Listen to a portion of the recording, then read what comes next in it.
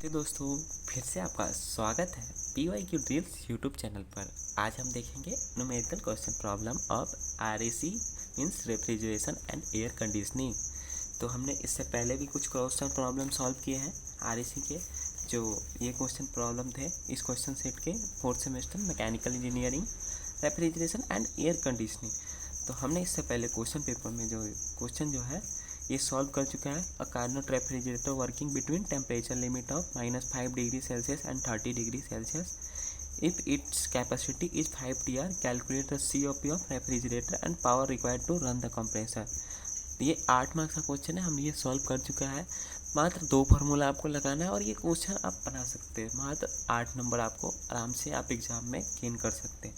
तो अभी हम लोग बात करेंगे सेकंड क्वेश्चन, जो ये 3 का बी है क्वेश्चन। अगर आप देख पा रहे हैं तो यहाँ देखिए क्वेश्चन है ammonia refrigeration plant works between 30 degree Celsius and -10 degree Celsius if the vapour is dry and saturated at suction calculate the COP of the plant assuming there is 5 degrees Celsius subcooling if mass flow of the refrigerant is 10 kg per minute. Then calculate the power required to run the compressor. Use pH chart or refrigerant table of NH3 for required data. NH3 का मतलब ammonia होता है, ठीक है। तो आपको मैं साफ साफ बता दूं, आप जो है एग्जाम में देखें आप सेकेंड पहला तो लिखा है attempt total 6 question, question number 1 compulsory रहता है और from the remaining question attempt any 5, मतलब ये सेकेंड, थर्ड, फोर्थ, फिफ्थ, 6, 7, 8 इसमें से कोई 5 कंप्लीट करना रहता है, ठीक है। और सेकेंड स्टेप में देखिए साफ साफ लिखा गया refrigerant table pH chart and psychometric chart are permitted. Reference table, PH chart और साइकोमेट्रिक चार्ट की अनुमति है, मीन्स आप एग्ज़ाम हॉल में ले जा सकते हैं बाहर से। तो अब देखेंगे साइकोमेट्रिक चार्ट क्या होता है। तो देखिए हमारे पास जो है ये साइकोमेट्रिक चार्ट है। तो हमने इसका एक प्रिंट निकाल लिया है। इसका क्या होता है कि एक स्पेसिफिक बुक आता है रेफ्रिजरेशन एंड एयर कंडीशनिंग का, टेबल का और साइकोमेट्रिक चार्ट का, जिसमें ये सारे वैल्यूज़ गिवन रहते हैं। तो आप बुक मार्केट से परचेज कर सकते हैं, वो 100-120 रुपये के आसपास या उसके अंदर में भी आ जाता है।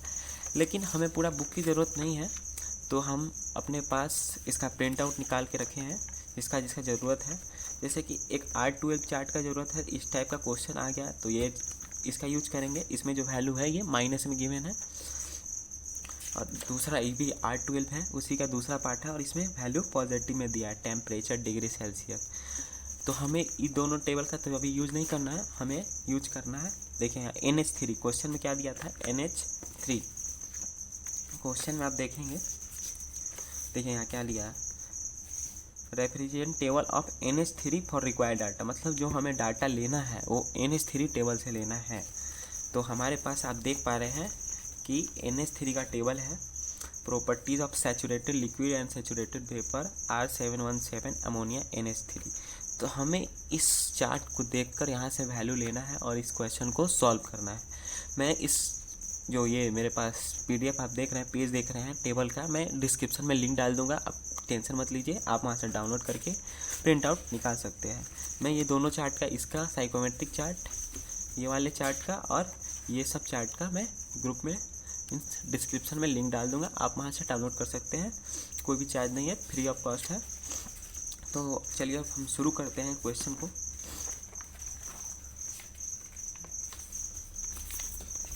तो क्वेश्चन को शुरू करते हैं। तो क्वेश्चन जो है क्या है, ammonia refrigeration plant works between, मतलब जो अमोनिया रेफ्रिजरेशन प्लांट है, जो मतलब जो NH3 प्रोड्यूस कर रहा है वो 30 डिग्री सेल्सियस और -10 डिग्री सेल्सियस में वर्क करता है, ठीक है।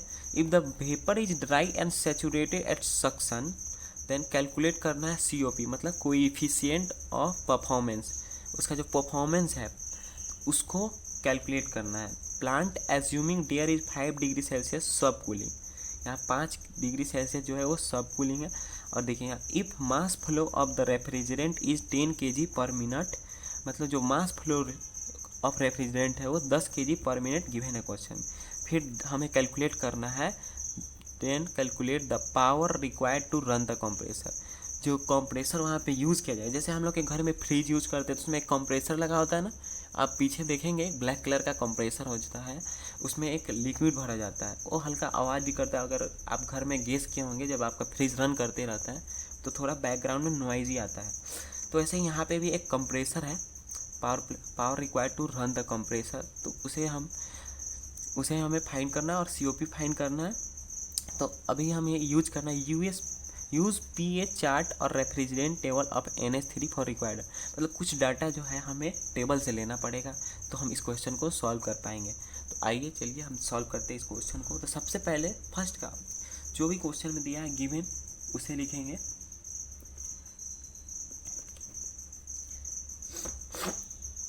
अगर आप गिवन में देखेंगे इवेपोरेटर टेम्परेचर गिवन है, जैसे कि यहाँ देखिए -10 डिग्री सेल्सियस, इसे इवेपोरेटर टेम्परेचर बोलेंगे। इवेपोरेटर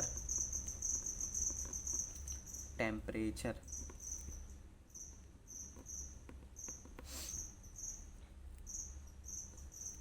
-10 डिग्री सेल्सियस, ये देखिए इवेपोरेटर टेम्परेचर।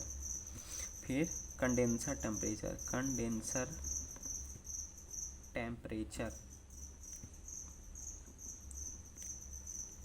30 डिग्री सेल्सियस हो जाएगा कंडेंसर टेम्परेचर।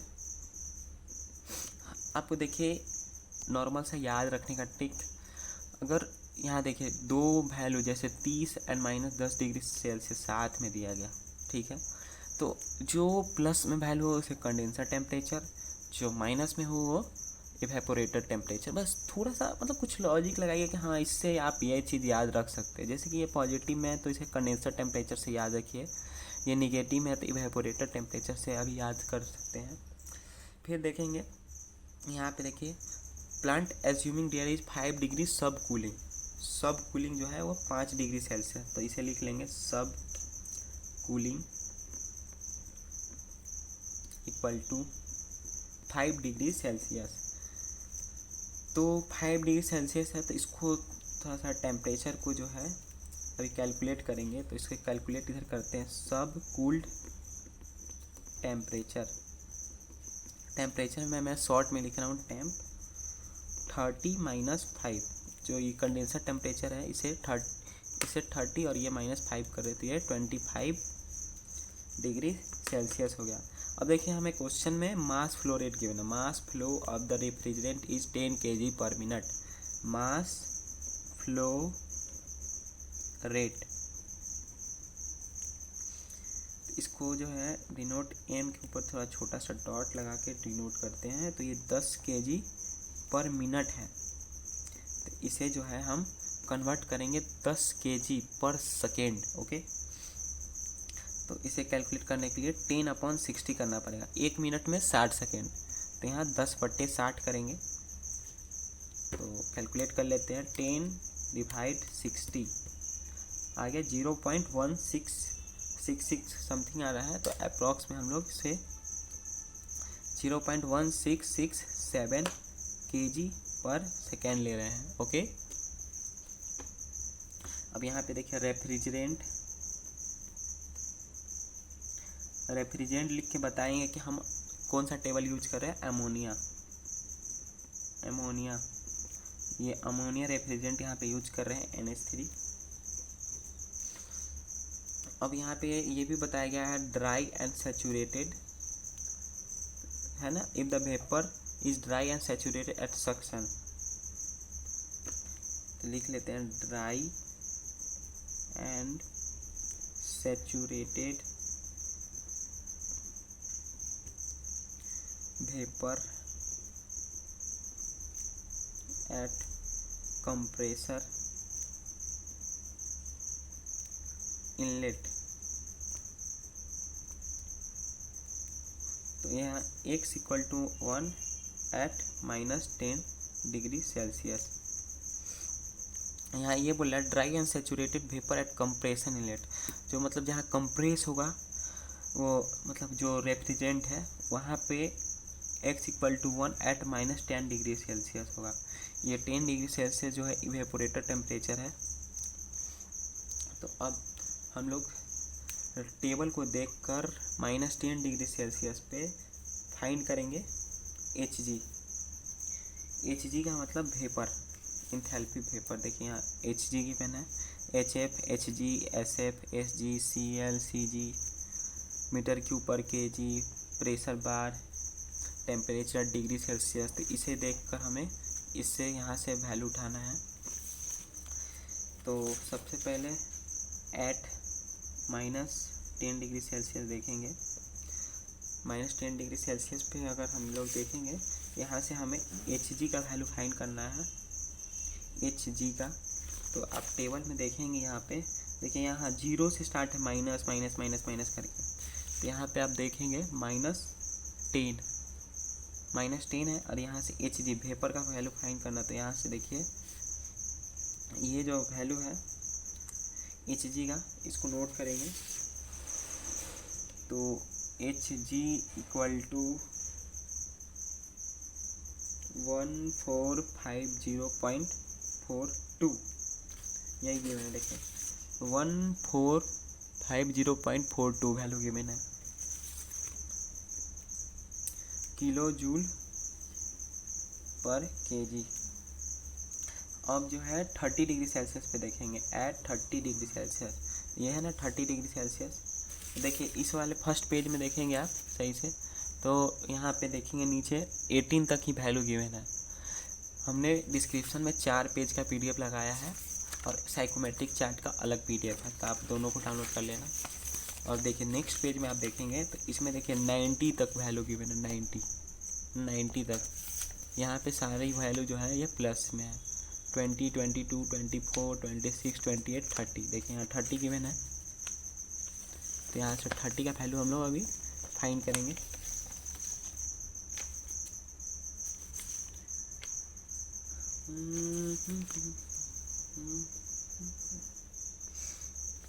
तो 30 का जो वैल्यू है यहाँ पे लिक्विड में है, तो यहाँ से एच एफ का वैल्यू फाइंड करेंगे। तो ये 30 के सामने देखना है आपको, एकदम सामने एच एफ के नीचे कौन सा वैल्यू है। तो यहाँ देखिएगा आप 342.08 आ रहा है, तो एच एफ का वैल्यू जो हो जाएगा 342.08 किलो जूल पर केजी में होगा आंसर। यहाँ देखिए ऊपर में साफ साफ लिखा गया एंथैल्पी किलो जूल पर केजी। अब देखेंगे एट 25 डिग्री सेल्सियस। यहाँ से देखिए हमने सब कूलिंग निकाला था ना, 5 डिग्री सेल्सियस था, तो सब कूल टेम्परेचर जो है 30 - 5 = 25 डिग्री सेल्सियस। तो अब इसके अलावा हम लोग फाइंड करेंगे।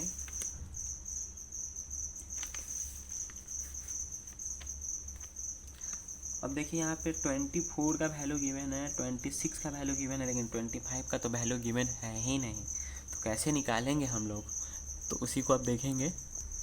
तो अभी जो हम देखें यहाँ पे, जो यहाँ 26 यहाँ 24 था, तो यहाँ पे तो वैल्यू 25 का गिवन नहीं है, लेकिन अभी अप्रॉक्स में जो है 25 का वैल्यू एच एफ जो है वो 322.73 को ही लिखेंगे, जो यहाँ पे आप देख पा रहे हैं।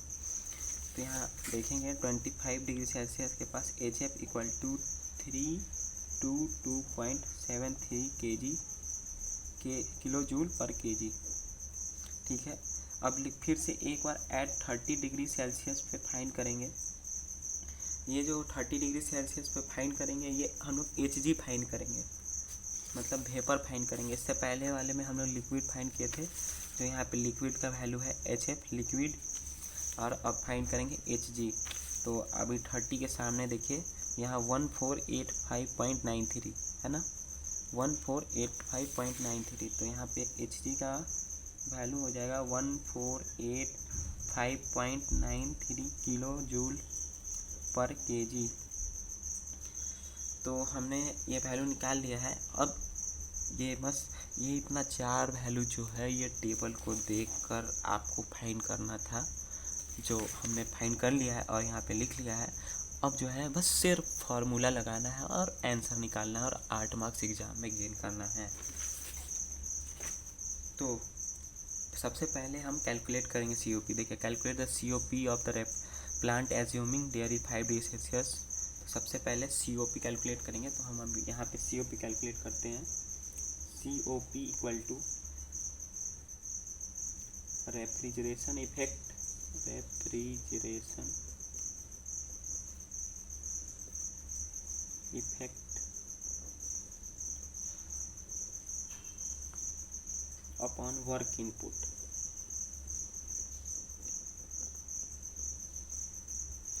Refrigeration effect upon work input. तो यहाँ पे रेफ्रिजरेशन इफेक्ट अभी हमें पता नहीं है, तो पहले रेफ्रिजरेशन इफेक्ट फाइंड करेंगे। तो आर ई इक्वल टू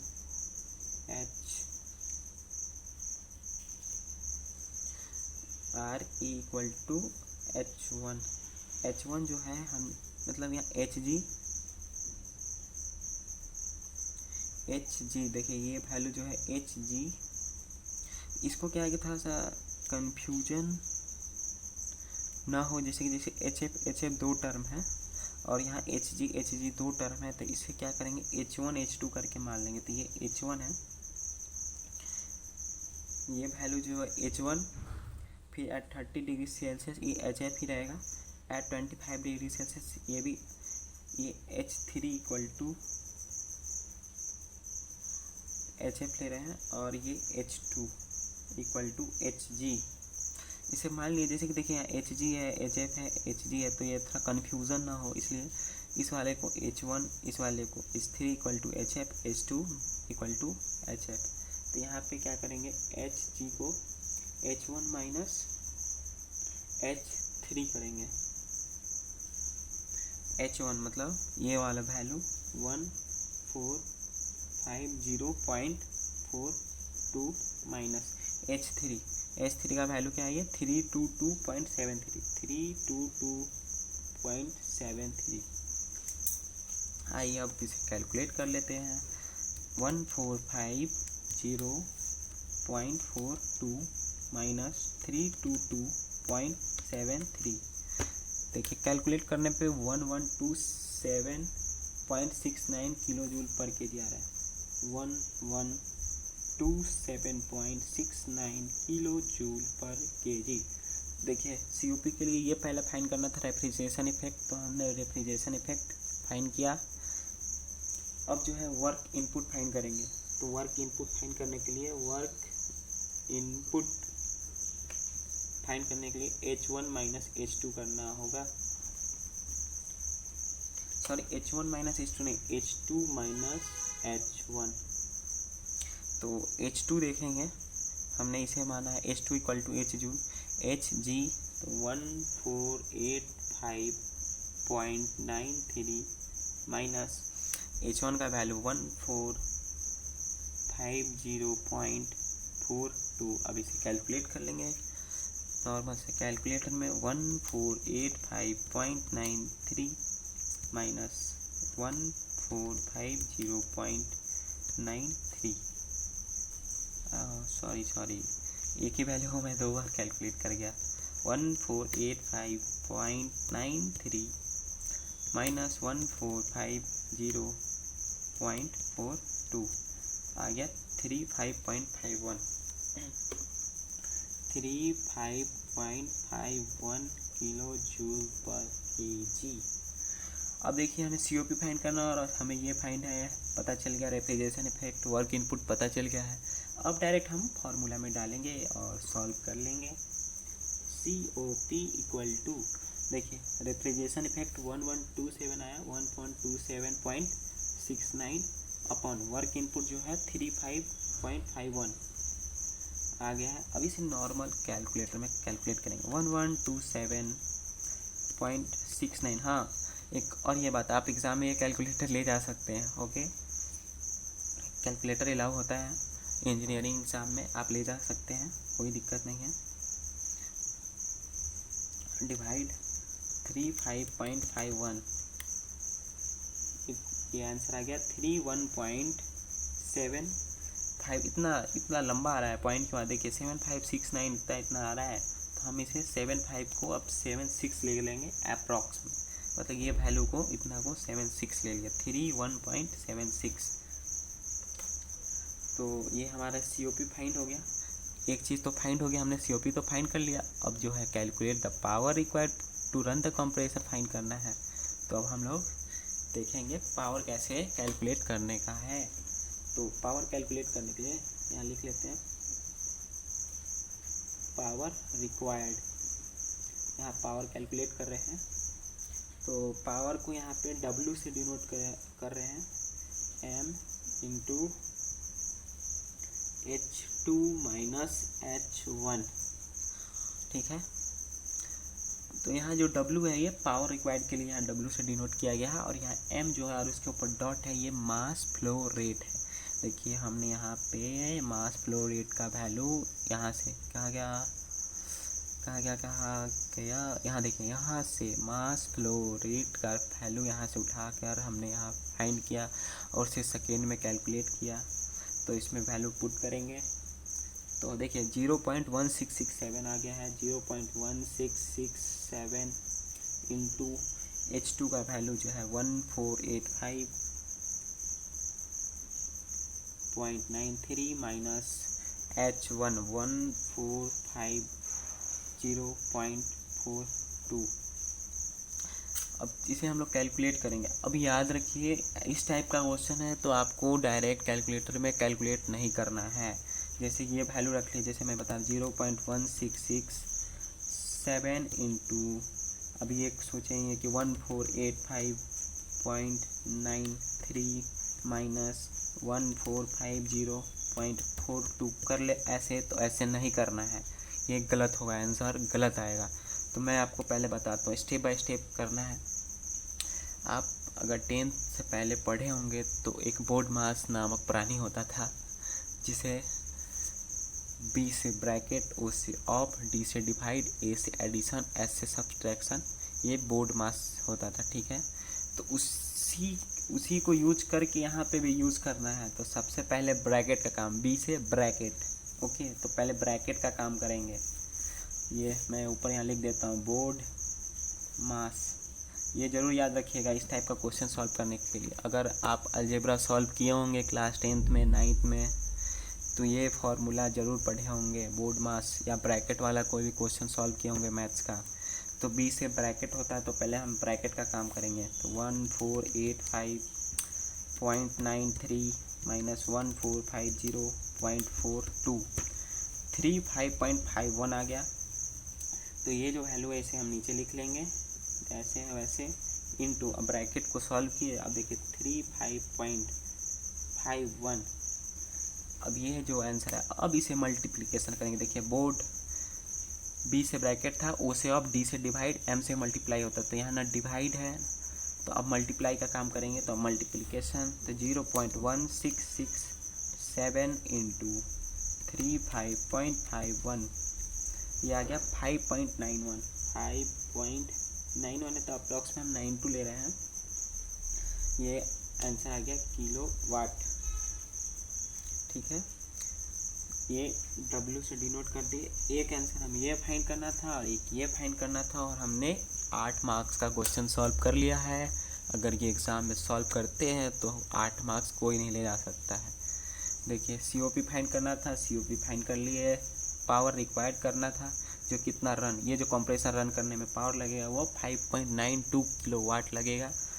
तो हमने आंसर फाइंड कर लिया है। Thanks for watching PY tutorials YouTube channel को सब्सक्राइब कीजिए फ्रेंड्स। वीडियो पसंद आए तो लाइक कमेंट ज़रूर करिए, और कहाँ से आप वीडियो देख रहे हैं और कौन से कॉलेज से वो भी कमेंट करिए, जिससे हमें पता चले कि कौन कौन से हमारे फ्रेंड्स और जो दोस्त हैं वो देख पा रहे हैं हमारे चैनल को और उन्हें वीडियोस पसंद आ रहा है। Thanks for watching PY tutorials YouTube channel. Thank you.